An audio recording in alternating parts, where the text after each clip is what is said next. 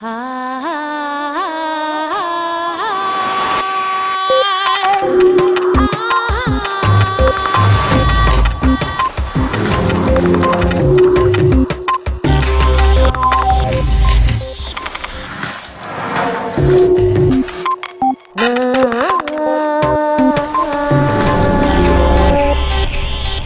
creía que las úlceras de estómago eran causadas por la bacteria que nosotros descubrimos, Robin Warren.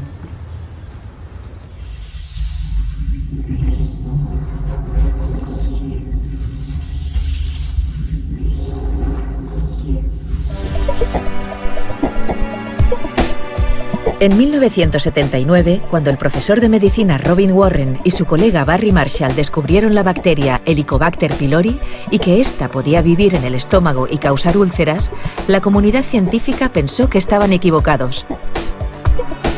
25 años después, ese descubrimiento les valió el Premio Nobel de Medicina. Este reconocimiento fue también al trabajo colaborativo e interdisciplinar que ambos científicos llevaron a cabo. Punset aprovechó la visita de Warren a Madrid para hablar sobre el impacto de la Helicobacter pylori en la salud y sobre la importancia de la investigación científica en red. Además, otros expertos también opinaron sobre este tema en la presentación de Kyber, una plataforma colaborativa de ámbito español en investigación clínica.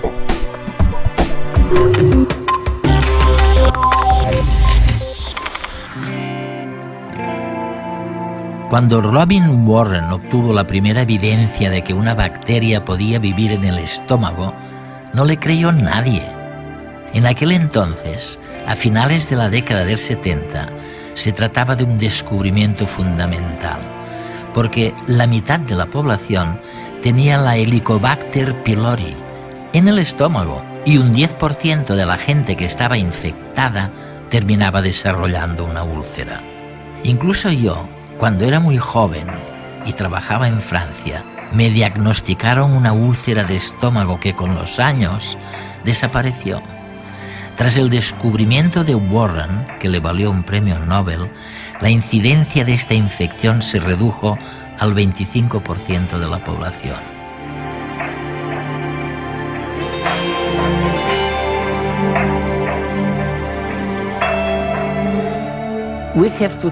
Hoy hablaremos de una cosa muy importante que ha afectado a millones de personas. Se trata de la famosa bacteria Helicobacter pylori. Así la llamas. Sí. Sabes, pensaba en tu vida como científico. Ha sido una vida extraña, bastante solitaria, corrígeme si me equivoco. Sin embargo, en alguno de tus escritos he leído que llegaste a las conclusiones que llegaste como resultado del trabajo en equipo. Tú dices que el resultado a lo que llegaste era el resultado de trabajar con los demás. Sí, mira, Eduardo, yo trabajaba como patólogo en un laboratorio y no tienes mucho contacto con la gente cuando te pasas el día mirando por el microscopio. En lugar de hablar con la gente, acabas hablándole al microscopio. Exacto. Así que supongo que, visto así, sí que era una profesión solitaria.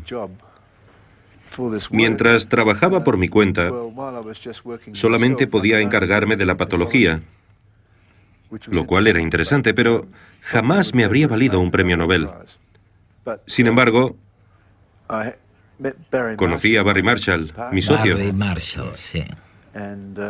Juntos ampliamos el trabajo y pasamos de la patología a la patología clínica.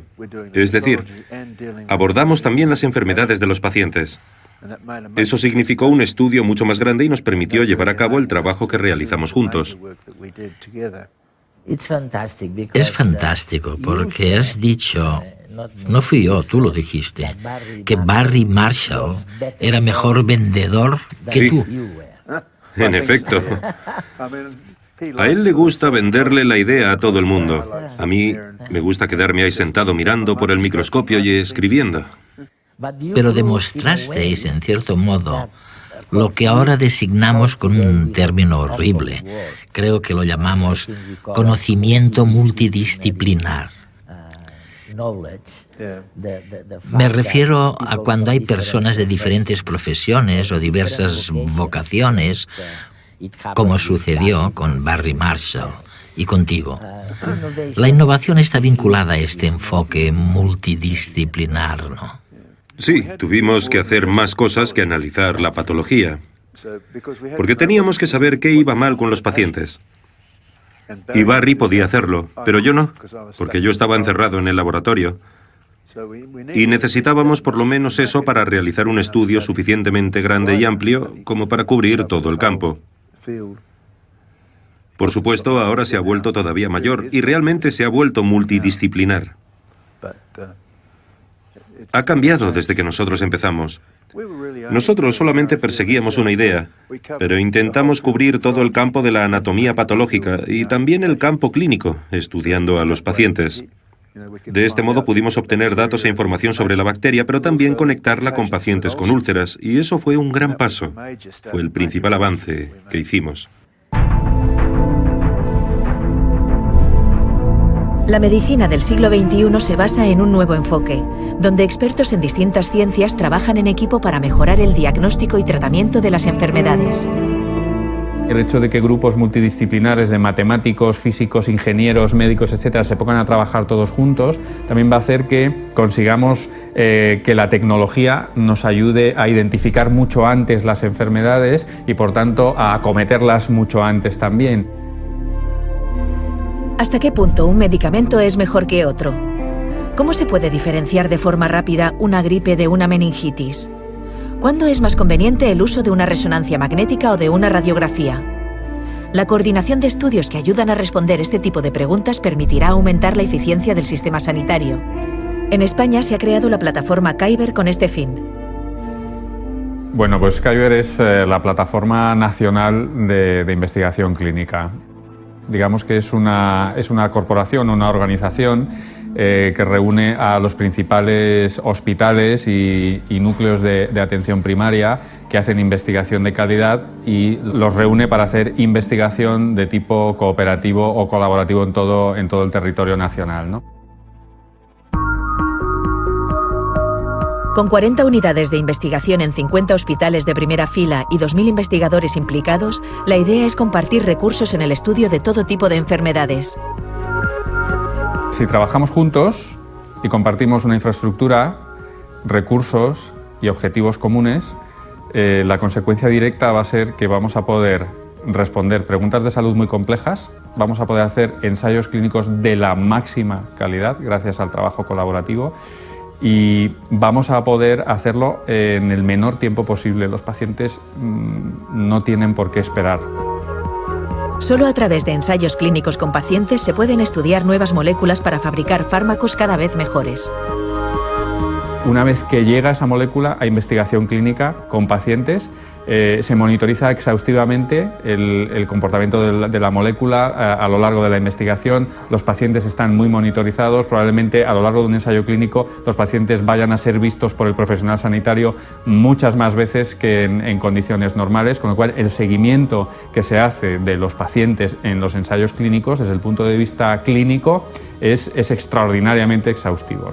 No existe una actividad en la que las personas estén más protegidas que la actividad que se desarrolla en investigación biomédica en ensayos clínicos.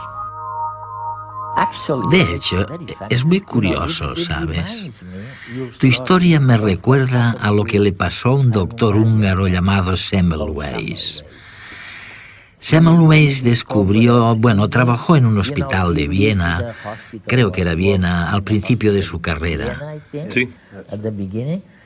Y de algún modo, intuitivamente, porque entonces no había microscopios con los que poder ver las cosas como las vemos hoy, se le ocurrió que tras haber estado en contacto con cadáveres, lo mejor, antes de ir a la unidad de maternidad del hospital, que lo mejor era lavarse las manos después de ver tantos muertos. Sí. Se percató de que algo tan sencillo como lavarse, simplemente lavarse las manos, podía reducir la mortalidad de las madres, que era del 25% o del 20%, por culpa de las fiebres puerperales. Creo que la llamáis así. Exacto, la sepsis puerperal. Eso es, creo que hay algo parecido en tu lucha durante años por convencer al colectivo médico de que existían bacterias en el estómago, ¿no? Sí. Bacterias en el estómago, qué extraño. Creo que los médicos no solamente pensaban que Semmelweis se equivocaba, sino que no les gustaba que les dijera, bueno, que tenían que lavarse las manos. Eso sugería que eran ellos quienes provocaban la infección en las mujeres. Claro. Y no les gustaba la idea de ser responsables de la infección en las mujeres. Mi caso fue distinto. Yo no me topé con algo así. Para mí el problema fue que todos pensaban que las bacterias no podían crecer en el estómago. ¿Y cómo es que todos los médicos pensaban que las bacterias no podían crecer en el estómago? ¿Por qué? Tenía mucha lógica, porque de hecho, al tragar cualquier bacteria, rápidamente muere en el estómago. Claro. El ácido estomacal la mata rápidamente. Por tanto, la idea de que algunas bacterias pudieran crecer ahí parecía ridícula. Y así había sido durante más de 100 años, desde que se empezó a estudiar las bacterias. Nadie creía que las bacterias pudieran crecer en el estómago. Así se enseñaba en los libros de texto. Todos los médicos habían aprendido que no podía haber bacterias en el estómago. Sin embargo, es fantástico, porque a ti te encantaba la fotografía y lograste fotografiar la bacteria que denominaste exactamente Helicobacter pylori. Sí. Y pudiste mostrársela en una fotografía. Se la enseñaste a tus amigos. Sí. Pero no te creían, seguían sin creerte. No creyeron que la hubieras observado en el estómago, ni tampoco creyeron que estuviera siempre vinculada con una inflamación, con el cáncer. Claramente no pensaban que las bacterias tuvieran nada que ver con el cáncer. Creo que convenían conmigo en que se relacionaban con la inflamación, pero yo creía que la provocaban. En cambio, lo máximo que obtuve de mis colegas clínicos fue bueno, probablemente estas bacterias simplemente hayan sido causadas por la inflamación. Mi idea era que las bacterias provocaban la inflamación, la suya, que era la inflamación lo que provocaba la infección bacteriana. El descubrimiento de esta bacteria se inscribe en la tradición científica de derribar viejos mitos. Antes se creía que las úlceras de estómago y las inflamaciones gástricas se debían al estrés de la vida moderna, a tener que cambiar de trabajo, a mudarse de una ciudad a otra. Pero un buen día llegaron Warren y Marshall y nos dijeron: estáis equivocados, no es el estrés, sino una bacteria la que es culpable de estos problemas gástricos. Y este hallazgo llegó gracias a la colaboración entre científicos de ramas muy diversas. Una vez más, el entrecruzar redes de conocimiento, un investigador detallista como Warren y un vendedor nato como Marshall, sirvió para ampliar nuestra comprensión del universo. Y ahora que puedes dedicarte más a la fotografía y a intentar percibir realmente la realidad del universo ahí fuera, ¿ha cambiado en algo tu opinión sobre la salud física de las personas? ¿Deberíamos cambiar tal vez nuestras políticas de prevención o ocuparnos más de dichas políticas preventivas? ¿Qué consejos les darías a los políticos? Es muy difícil aconsejar a los políticos. No estoy muy seguro sobre los políticos, pero creo que la salud general de la población en la actualidad, especialmente en Occidente, es muy buena en comparación con la de los siglos anteriores. Vivimos mucho más, o por lo menos la mayor parte de la gente tiene una esperanza de vida muy superior a la que tenían en los siglos anteriores. Hoy en día, muchos viven más de 80 años. Antes la mayoría moría antes de cumplir los 70. Hace 200 años pocos pasaban de los 50 años. Había algunas personas de más edad, claro, pero la mayoría moría relativamente joven, normalmente a consecuencia de alguna enfermedad infecciosa. El gran cambio de los últimos 200 años ha sido, en primer lugar, un enorme aumento y mejora de la sanidad pública. Con un buen abastecimiento de agua, un buen sistema de alcantarillado, mucha más limpieza. En mi opinión, eso marcó una diferencia enorme. Creo que ha sido el cambio más importante para la salud de la población. Al final todo era cuestión de lavarse las manos. De limpiarlo todo, sí, de limpieza, como decía Semmelweis. Pero en este caso no fue solamente Semmelweis hablando con los médicos, sino que fueron los gobiernos los que hicieron una gran labor para instaurar un buen alcantarillado, un buen abastecimiento de agua y poco a poco lograr que la población general viviera en condiciones mucho más higiénicas. En los últimos 60 años, por supuesto, hemos tenido los antibióticos, que también han marcado una gran diferencia. Con ellos se han podido atajar infecciones que habrían provocado muchas muertes. Los antibióticos también han mejorado las cosas, aunque en mi opinión no tanto como los cambios de sanidad e higiene que acontecieron 200 años antes. Por otro lado, tenemos que tener cuidado con los antibióticos. Las bacterias se están volviendo resistentes. Y cuando eso ocurre ya no se pueden tratar las infecciones. Ahora hay mucha resistencia a los antibióticos. Me preocupa especialmente la aparición de tuberculosis provocada por bacterias resistentes.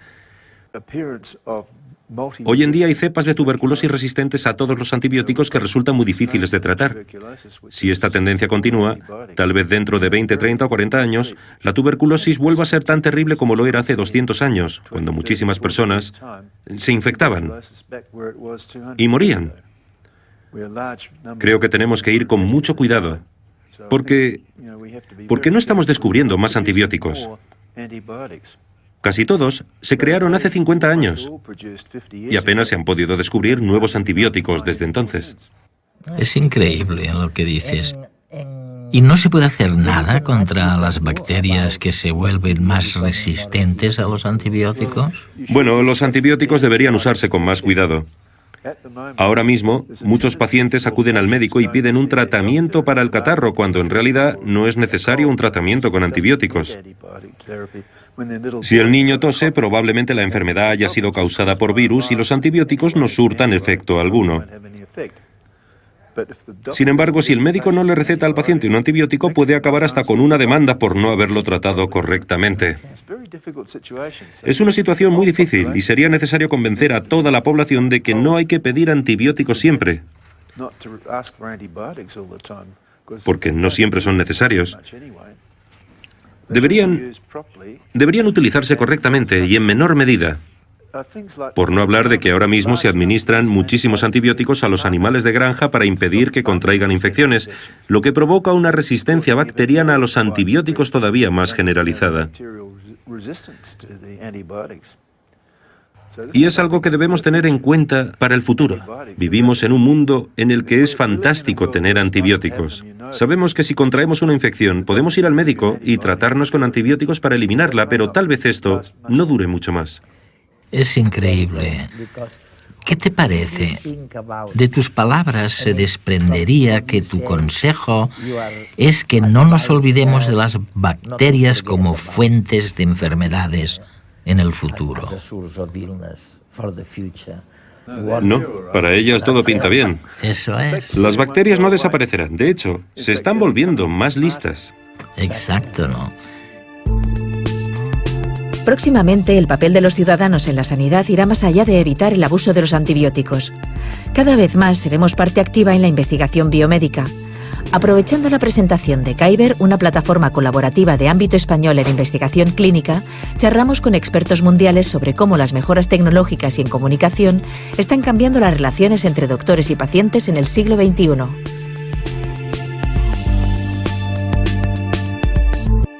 Tenemos que repensar nuestros papeles, todos.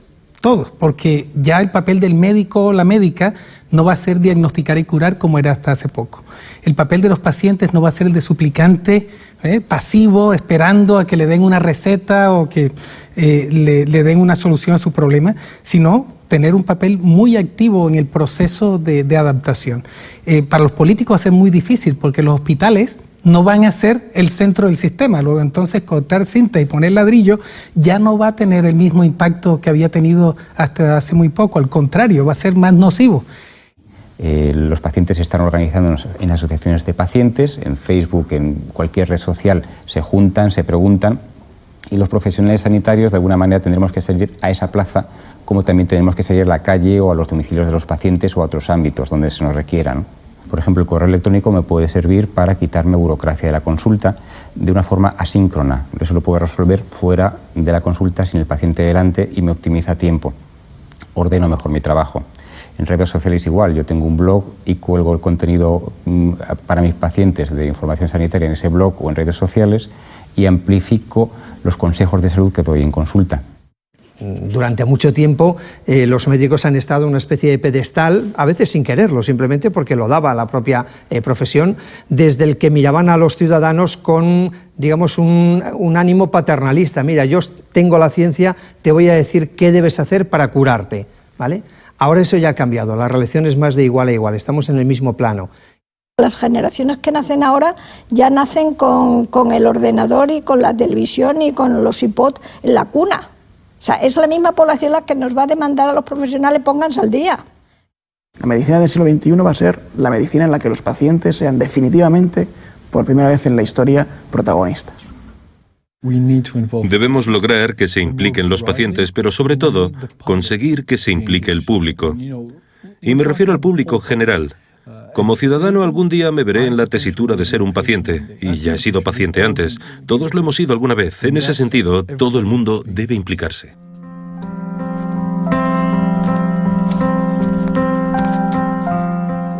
¿Qué pasa con las otras fuentes de enfermedades?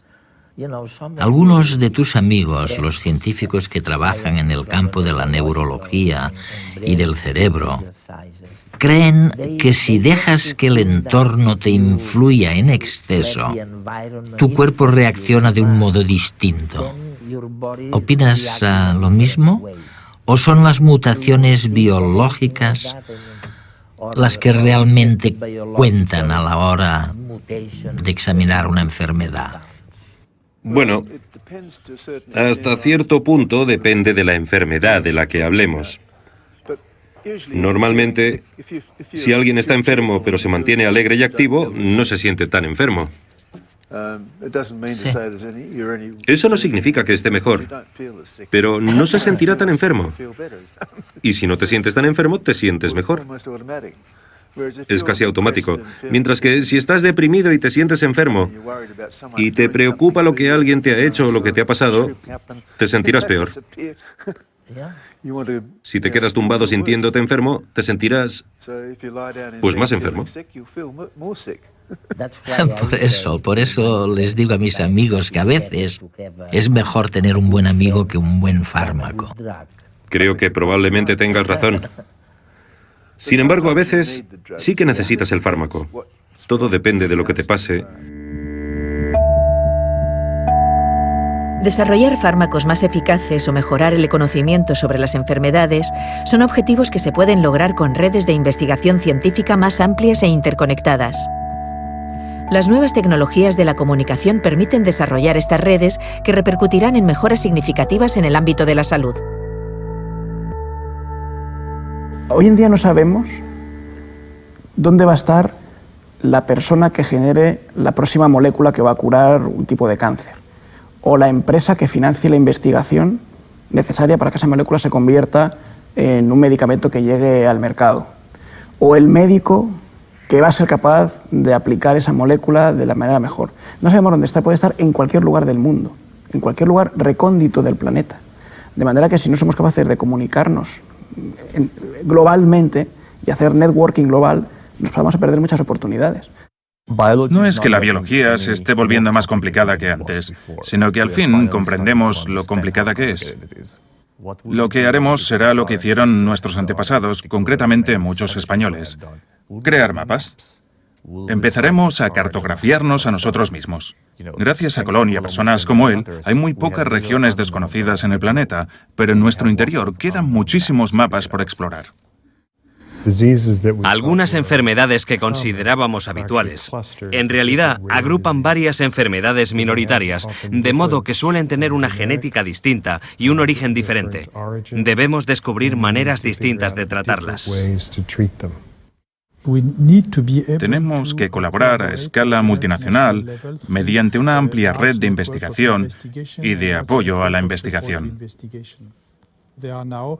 Ahora existen estructuras paneuropeas de biobancos que se dedican a recoger muestras biológicas de toda la población europea en un área de enfermedad determinada para trasladar los resultados de la investigación básica a la ciencia clínica.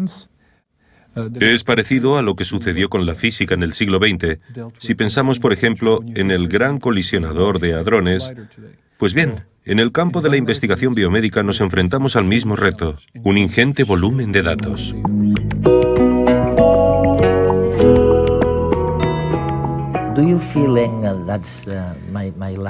¿Te sientes si... Oye, esta es mi última pregunta, ¿no? Sí. ¿Te sientes a veces cercano a personas que, aunque tal vez no sepan ni deletrear bien tu apellido, sienten gratitud hacia ti, porque saben que personas como tú, con tu investigación y tus esfuerzos, habéis logrado curar a miles, a millones de personas? La verdad es que, a donde quiera que vaya, me encuentro a personas que se me acercan y me dicen: gracias por ayudarme, siempre me haces sentir bien. Por supuesto que me hace sentir bien.